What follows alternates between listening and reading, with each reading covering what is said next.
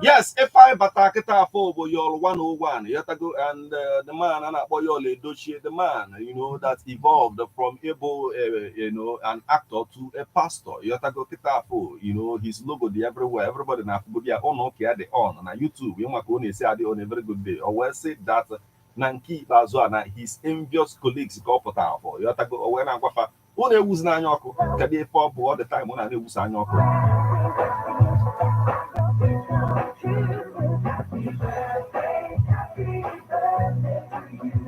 So when I go on, say, oh, go 2 years. No, since 2 years now, and then I don't on social media. Ndị bụkwa colleagues ya ọ makwa and no man ihe mmelufa ji ewu anya ọkụ no maka na anyanwa n'obodo na-egwu na ọmụ ife alụ on a very good day. Or say they are envious of him because some of them haven't made more than 150,000 naira per movie in the last 10 years and they don't grow. No nya bụ ihe na-ewute ndị nya na ya na-alụkọ ọlụ. Anyway, a lot of people need pay attention to you. Now, the gospel minister stated this in a particular interview, Emiliana podcast, or where some of his colleagues have been dragging him for the past 2 years over something they know nothing about. In spite of all the dragging and criticisms, he's still here and doing better than most of them. He pointed out that the majority of his colleagues who have been criticizing him do it only out of jealousy. No jealousy na enyefa nsogbu. Nya for the thing. Na anya ọkụ na enyefa ezigbo nsogbu. No anya mere ji wee nwee a lot of ndị osu imi around him. Na ha na-esusu imi all the time. Mana ị na-echekwala ya n'ihe ọ na-ekwu anya ọfụma without sentiment. You have to go be very objective about the situation. Ifụkwa na ihe ọ na-ekwu bụ eziokwu. Enwere some people na-ada ama pay attention to their own act, to their own craft, to develop themselves. They are always interested in another person. Ha ga na-enetele anya tụọ onye ọzọ wee na-ekwukwa and every day fa nọdụ ebe a fa nọ na-ekwu ya before dịkwa otu a still. Onye ha ma na-eje ebe ọ na-eje because na onye ahụ enwere time fa ha ma na-spend their own time na-ebi odo onye a na-ekwu okwu onye agakwa nke ha kwuo asị oke otekwa mmalụka esi na-eme ya bụ ife na-aga fanwa nọdụ na-ekwu maka onye ahụ na-ekwu ife dị nya nwa mkpa na-aga n'iru iri ife adị yotago but at the same time anyị makwa back in the days yotago mgbe nyanwa bụ Yul Edochie na-ebu akpa na-esogharị nọ nso dị obi yotago na hustle na mgbe a amabe mgbe ọ nọ nso dị obi nọ n'egwu mgbe ifụkwa na nyanwa sabụ yotago buo akpa solu support malefa na-eme onwere mgbe ọ nọkọta na-adọkpụgharị nọ nso dị obi na social media na ọmalefa onwere mgbe ọ dọkpụgharịrị ya o si n'aka ya na-ama ka isi alefa na nkịta anyanwa ma ihe alụ so onyanwa buzie n'egwu wee na-ekwu ya bụ fefe wuzi n'anya ọkụ nọ ya ga-eme papa wee grow ka ha kwụsịkwa anya ha mazi fefa me nwanne m nwaanyị ka inwe ekwu na nke aka wee na-agakwa n'iru steelu okwu Yul Edochie ọ na-aga atọwọchi ihe ọ na-ekwu na otu o si were ekwe ka o si wee chịsasị aka yes. Well, I got a ebe o si abịa like na ha enidiri mmadụ enidiri oji na-emere onye ọzọ anya ọkụ especially oge fere ka ọ na-asọsi na-eme ọfụma instead ka inyere anya otu o si wee na work hard otu o si wee make effort ka ya dị better n'ihe ọbụla nke ọbụla ọ na-eme nghọta.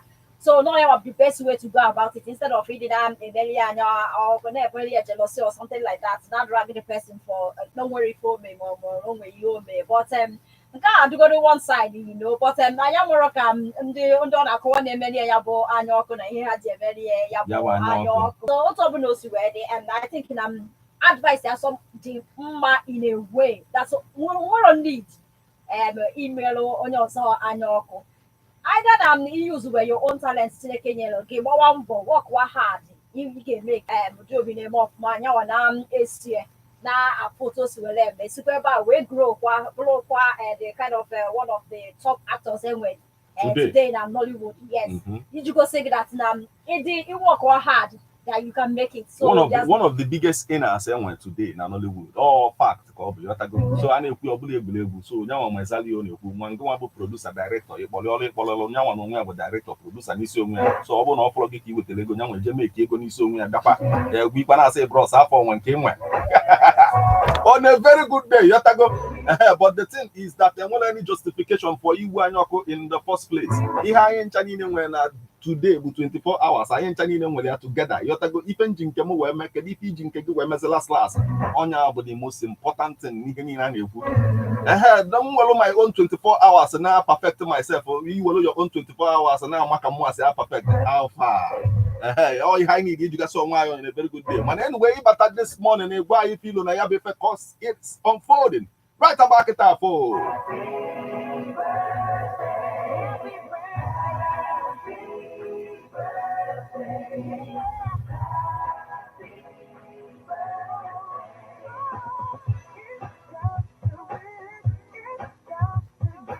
Right about it up for classic. You got like 1 or 2. Kai when I got still classic.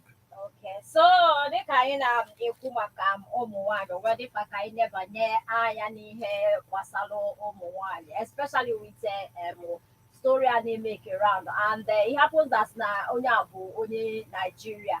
No, that 7-year-old lady who was a lawyer only Nigeria, but on UK and United Kingdom when a law as a caregiver. So, and the story when I go out now. Oyona is taken care of. Even though Nayawa, that rather that day, we decided why Ibruya Barunadiria, where Gawa, all long, Yajakwadene Kota, Onyoso, Arunadiro, which is not helpful all the but now Radiria. So, Koluzeba, one and Etonia Warunadiro, when all Zeba, where that's here, and we blues there, where Gawa, Ono, Luzeba, when all Pano, where war. So, when Yabo, akụkọ wee bụrụ ife na-adịrọ mma dịka nsogbu na-akọwalụ ụmụ nwanyị ka anyị na-celebrate ha na ọ dịka mkpa ka ha na-enebanyelu onwe ha anya dịka nsogbu mmalụ especially na ebe anyị ka ha ịgbago ka ọ bụrụ nnọọ everything bụrụ nne bụrụ sista ka ọ fụ na ọ bụkwara ọrụ niile ahụ ka adasịna na onwere nke ọ na-emere ọfụma ọ bịazie mee ha ma nwe time inyekwata ndụ fa anya health fa anya so story nwaanyị a wee bụrụ example igosi anyị mkpa ọ dị even though nne na ọrụ dị iche iche dị ga elu mana ọ na-adịkwa mma ka ị na-ene onwe gị anya fụ na gị nwa dịkwa oke wee na-take care of ndị ọzọ ị na-take care of. Anyway, the thing is, if only need this week is Rike. That's the thing. I got the hard working role or anything I need email. Man, I'm looking at Boku was Rike, that's just the thing. You have to go, but at the end of the day, Nakachineke kind of oil about the thing. You have to go because now when you move, Jello ball, Ikemeloji, Jello Badiolo, not just because not only taking care of the people who need it, only the Kwako make you go in order to take care of the responsibilities they are around her. So, blame ya why iji jebe ọlụ yọtago ọsọ chukwu na ndị aka iwe nwee ike batakwa ife ilo akụkọ m ga-eji wee sachiri gị akịta afọ wee bụrụ about young man na-akọwa na o nwere ife emegide n'ụwa ka ya nụọ a single mother yọtago na nwere ọsọkwa ya bụrụ ya na-eme omume ka sent yọtago na o nwere ike jikọ anya ya.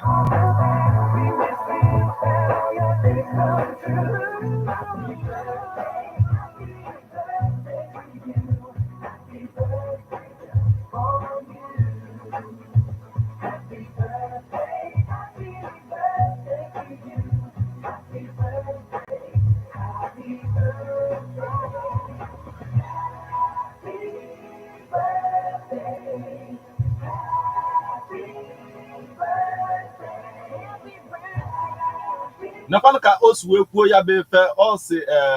he expressed a clear refusal to marry a single mother, regardless of her character. The man stated this in an interview, with an influencer on Instagram when I covered that it was due to his long-term principles. He said single mothers are off limits to him, especially as he is not a single father. He concedes that he might rethink if he had a child from another woman. One or two. The man claims that his instincts will not allow him to care for another man's child appropriately. Now, only you have to go support on a very good day. And he argues that he wants a lady whose first child is for him. so that they may be on equal terms on a very good day. Because now ekwugo interest, onwe ebe ekwugo interest, yotago efuna Ekego state, nwanya na ụmụ ya ke state, on a very good day, and then Ekego state, nke onye ọzọ mụta, onwe ka esi wee kedi state ka iwe ghọtakwa na ọ bụrụ nke mụta. Anyway, all the go consider the one nwa kedu inwe ekwu na nke a ka iwe na-agakwa n'iru still. Well, I na-ekwu na ihe niile na-achagodi ka o si wee so onye ama na nke a bụ otu o si wee so ya ifo otu ha si wee feel like na otu ha si wee chọ and ya ma nụrụ a single mother no matter also ya bụ na character ya dịgo otu ọbụla and as yes not perfect example nwaanyị a ga-anọ mana ya nwa nnu ya and nke a wee bụrụ otu o si wee chọ but ịbịakwa ị na-consider kedu ihe mere onye a ji wee dị bụrụ a single mother ịma na enwere a lot of things nwere ike ime. It's not as if na o nwere ihe o mere iche most times I make state and the man on my phone when it comes to no elu na-eke ekebie the state nyawa man nọzi around and don't wake ihe ọ na-ekwu kịta ọ na-plan future ọfụma maka onwe mgbe elu himself onwe ke esi ke state asị onye ngwa jatọ this man ọ jabakwa onye ahụ because na ike agwụgo the man by then ọ na-emekwa ọ na-eme eziokwu ọ na-eme eziokwu but anyị makwana nwekwa ndị na-ebi n'udo ịpụtasị ehe na ịpụta sef ịma mmarọ dị eziokwu esi m Sister Avenue na Festac na-agba otu a wee na-apụta ofu ebe na-enenekwa ndị bi na Akpako ka ha na nwa na-eji ọkpọ na-adụsasị papa ọnụ anyị jezọgbakwa papa o jidesie papa ike ana the man asị na onwe ihe jikọnya na ọnya wee nọọ nwaanyị akpọta nwa ebe a ọ dị very good ọwụ ya mụọ na-akọwa when it comes to Ike steeti taa and the man ọ na-afụ ife onye a na-ekwu ife a n'ụtụtụ a na-afụkwa wee na-ekwu ya anyway ịbata n'ụtụtụ anyị gwa anyị filo na ya bụ efe olugo mgbe ị ga-eji wee bata ka ị gwa anyị filo na ihe niile anyị na-akpa maka ya n'ụtụtụ a kịta afọ. Lieutenant number, you can send the SMS or WhatsApp messages, with name and number of the person you want to celebrate. 08096661035. On that same platform here, join I on Facebook at Ebona at the 103.5 FM. Drop your comment on the comment section of the live video right there.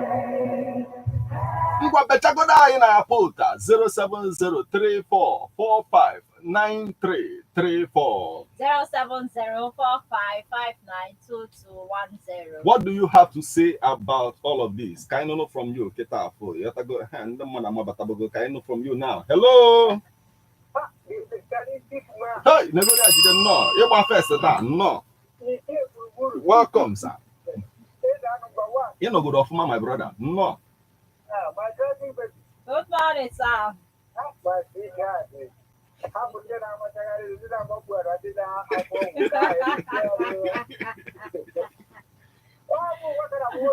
Yes.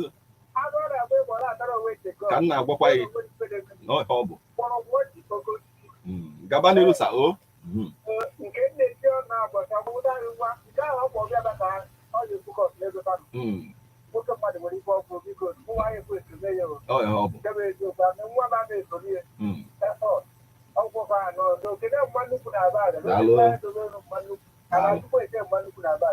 Dalo, thank you so much. Dalo, Odigo Kosa. Hello.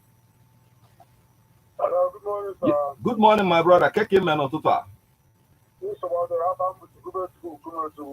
Okay.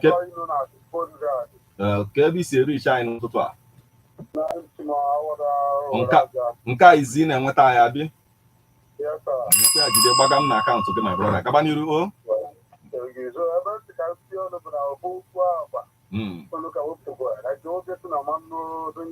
Yes.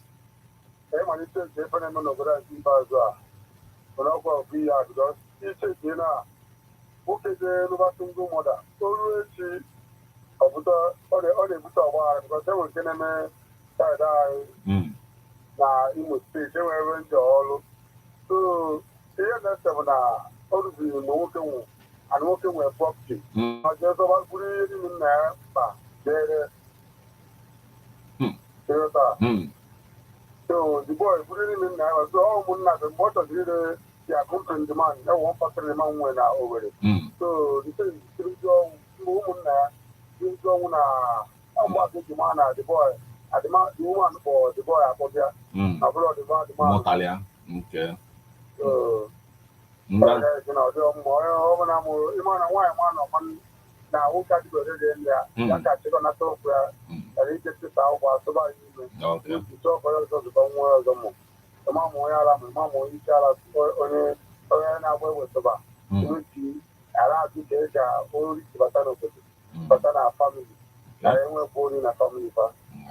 Dalo, thank you so much for joining us this morning, my brother. Dalo, yes, we need to hear from you. 070344593.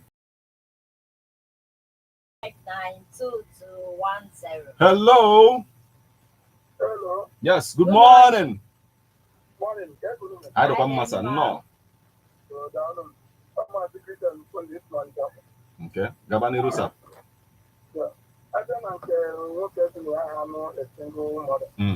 What are root point? Okay. If you look to here is 20 years in the bush. And the woman I is, and I'm out on line. Bobber on the bone. Only public your food. Okay. This until I see Yama. But I'm why no blood bird in the discourse of everyone around the line.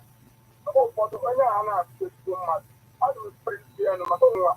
I see that people just wear my album with the banner. But from my desire to that by the not you get them through the kid. I get the banner. Oh, it's Daniel and I need young guy. But I can my guy is saying, I'm how much you know, and they have to go much of or what power on young guy. But I'm most of that, like I am. Okay. And I don't know, get a job of someone in their police. I have not and they have got against the police. I have to hold last one. They may fall. I don't have to get one by. I want the police to go back on government shop it down wall. What is I came to the other way to not on the airplane. And they were also with you. Therefore, I'm getting the what they get to the tomato case. Oh, my God, how working? Good morning. Welcome. Oh, no, I don't have this more fun. Gabani Ruo. The government is and onye si ya ga anọ single mother. Emo kwa ka soro nya na bele ka strategy tuwerebu. Mani ihe chọrọ iti ekwe ebe ahụ ihe nwere ọhụụ nwekwara n'uru. Okay. Because sometimes nwa ha amụtakwa anụ oge ụfọdụ onwe ka o nwere ike ihe efu nke amụrụ n'ụlọ. Nwekwara nke nwere ike ụlọ aka ejighị ejizi gasị na ofuke ebe aka na wee kọndem ụdị ha niile. Ihe niile bụ ihe niile nwere mana ịmagoro nọ at a time ụmụ nwoke na-enejele ihe na-emegasị anya today bụ ihe a ga na-ajụ oke ka ede ya stik ga-eji wee nwa nke bụ the proper one ma ọ bụ na ọ ka ejebezie to single mothers ya stik okay by ndaba ọ ya bụ ya entire thing some people are need ịdaba n'ọkụ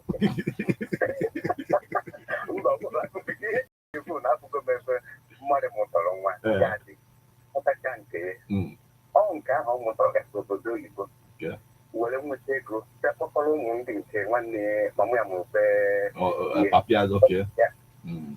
afụgo m na ọ na-eme ndaba o nwere ike bụ one out of 200 adọkọ na nke polisi lawyer ife betara ịfụgodasi na agụ ha akwụkwọ na iwe polisi ahala maka na akụkọ m n'ugwu ọzọ mgbe anyị nọ data mgbe o nwere mbụ polisi ọ ga-abịa iji kwuo mgbe ahụ n'ugwu ọzọ nye magasị nke aka ndepụta statement gị maka ọjọọ na-edewu maka ihe ọ na-atụwa asụsụba ịtụwagozi oyibo ọ na-eme nsọ n'anya mana ọ nwere nnukwu ọkwa bụ ụfọdụ ihe ọ ga-abịa elebachi anya ọ dị nwere ike iji iruzi ọkọba ihe ọzọ. Dalo, thank you so much for joining us this morning. We need to hear from you. Kedu ihe nwere ikwu n'ihe niile anyị na-akpa maka ya n'ụtụtụ a?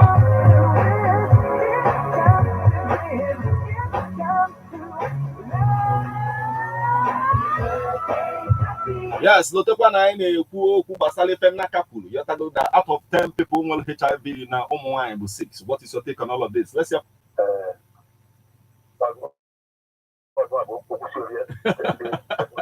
Brother, no, nego dia today,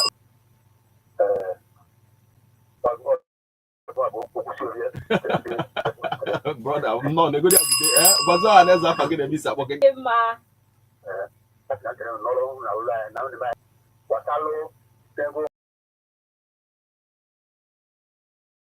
because it's not there, but it's probably pretty well. Okay.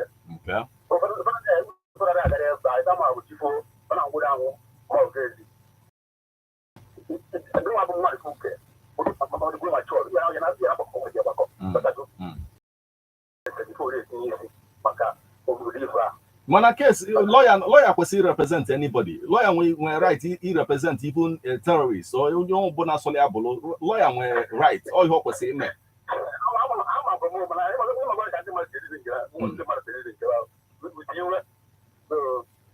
Anyway, on your reason say with you when I say we correct and you hot na reason of my anyway. Dalo, thank you so much. Let's hear from you right about now. Hello. Hey, nobody had you no. Good morning, sir. You go. What they know, they are doing disqualified. Disqualified. I want to know about them now. Where you go?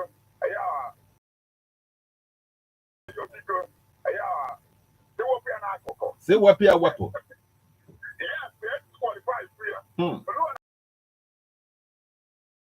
Ngwano yabasa I wete kwa no toto kwanya wete yabasa.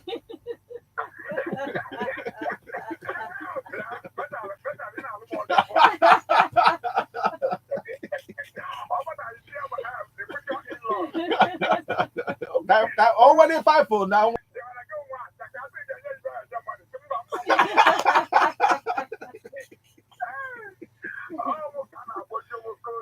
Yes, Joe, welcome. Gawani Visa. Yes. Yes.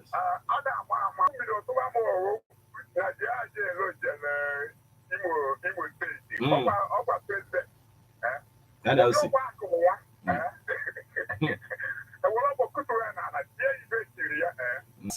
Just like that.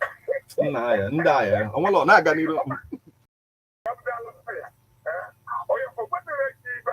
Yes. Yes.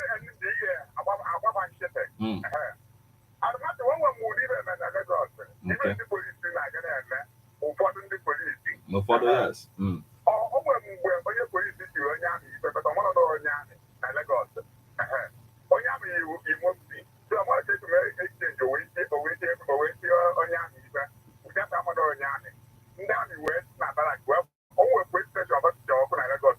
Na Badagry no Babu. Oh yeah, na Badagry come. I think out of that and self.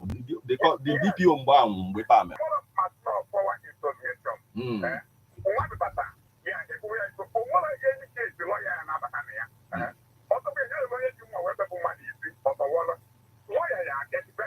No hope.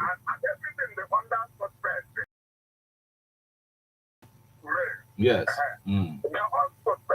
Yes. Yes.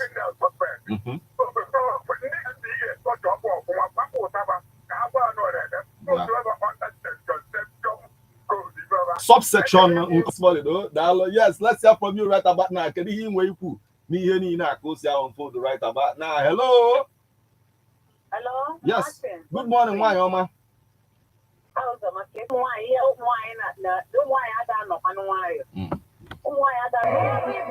Yes. What do you have to say about all of this? Hello.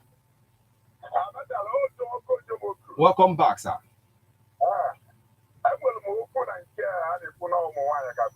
Okay. Okay.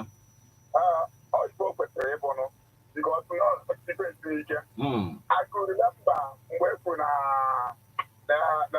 when at one point, I think 1.25 about 1.2, 5 about 1.2. The William Bravo, and then the Ghana population, Ghana population who leave out. No, what about yes, sir. But I like in diplomacy. You have to go. Otisi wesi kanchelo no okwu nke a ka nwaanyị bugoro ụzọ tinye ọnụ. Before adọ mmadụ vam masị gị. You have to go. Otisi wesi kanchelo no okwu nke a ka nwaanyị bugoro ụzọ tinye ọnụ. Before adọ mmadụ vam n'ụzọ. You have to go. For joining us again. Let's hear from you. What do you have to say about all of this? 07034 459334. 07045592210. Let's hear from you now. Hello. Yeah, no pia jidekwa again. No. Yeah, can na agwa balafa na ika na ta de shingo ma bi. O mo ku fele men gabaniru. Okay. Oh my goodness, sister, Bob, I don't really where I sit up on it. Okay. Then I bela nisia. Amen. Amen. Amen.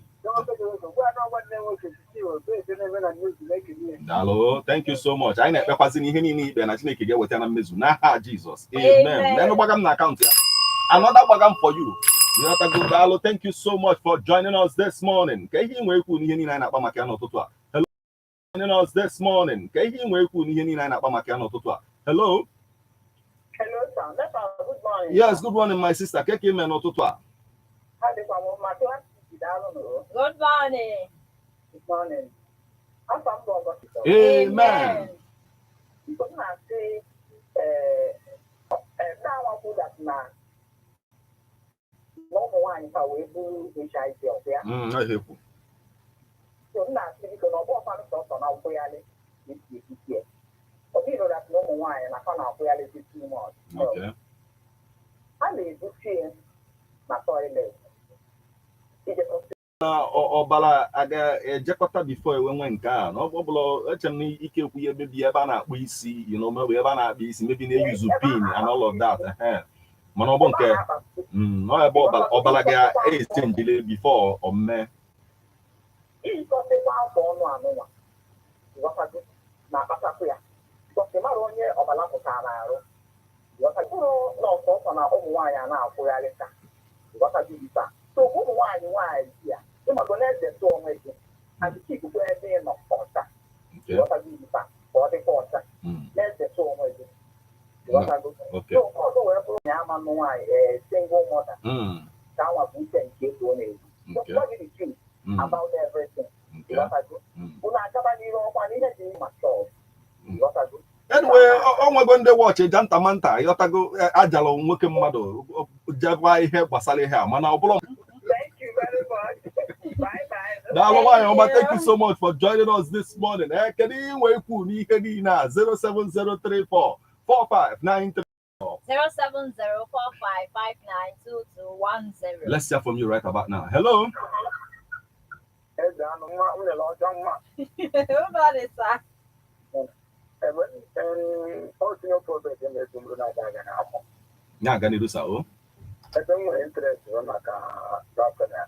About classic lawyer nwa ano ya name like ke ibi fa me lawyer nwa bi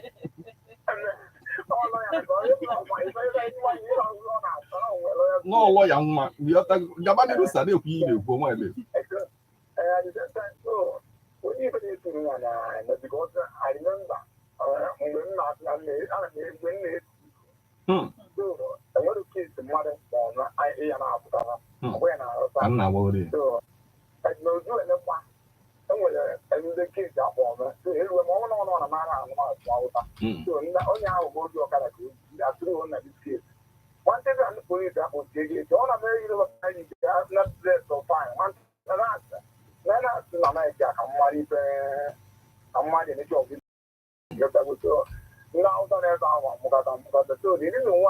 not all ụfọdụ ya